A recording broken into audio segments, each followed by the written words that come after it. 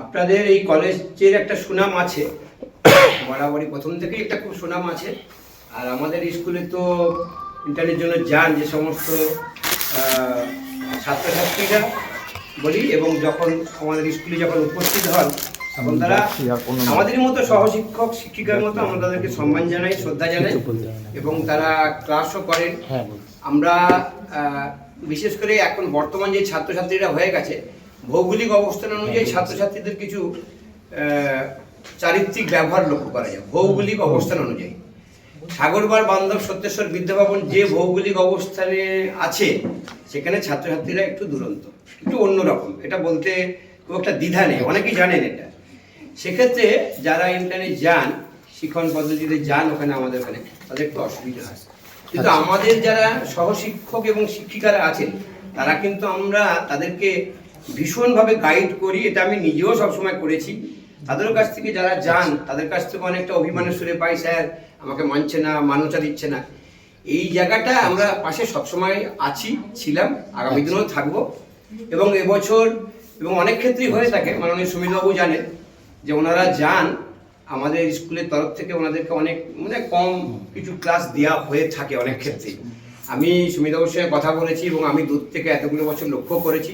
চেষ্টা করব যাতে আগামী দিনে, আগামী বছরগুলোতে, সময়গুলোতে ওনারা যখন যাবেন আরও বেশি বেশি করে ওনাদেরকে ক্লাস দিয়ে, যাতে ওদের এই যে টিচিং পদ্ধতিটা যাতে আরও ওরা সাহস সঞ্চয় করতে পারে।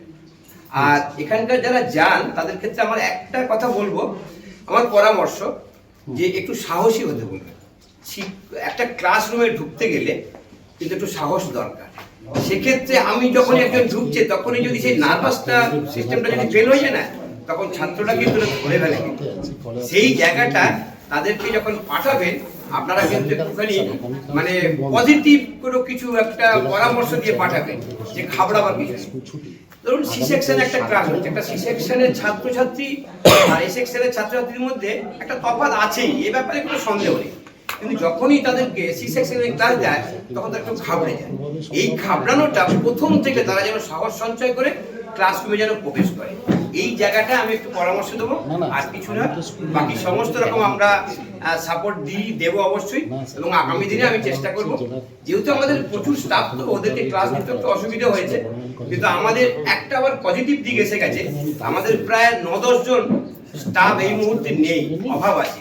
আমরা সেই অভাবটাও ওদেরকে দিয়ে অনেকটা মিটিয়ে নেবো, যাতে ওরা শিখতে পারে আরো বেশি করে। এই সাপোর্টটা আমি কথা দিচ্ছি যে আমার যারা সহশিক্ষক আছেন, মাননীয় সুমিতবাবুর পরামর্শে, উনিও আমাকে বারবার এটা করতে পারেনি, অনেক সময় হয়ে ওঠেনি। আমি কথা দিচ্ছি যে আরো বেশি করে ওদের কাছে পৌঁছাবার আমরা চেষ্টা যেমন করবো, ওদেরকে সহযোগিতা করব, এবং সাহস সঞ্চয়ের কথাটা আপনারা যেমন বলবেন আমরা ওনাদের পাশে থাকবো। এইটুকু বলে সবাইকে শ্রদ্ধাভাজন, সবাইকে নমস্কার জানাচ্ছি।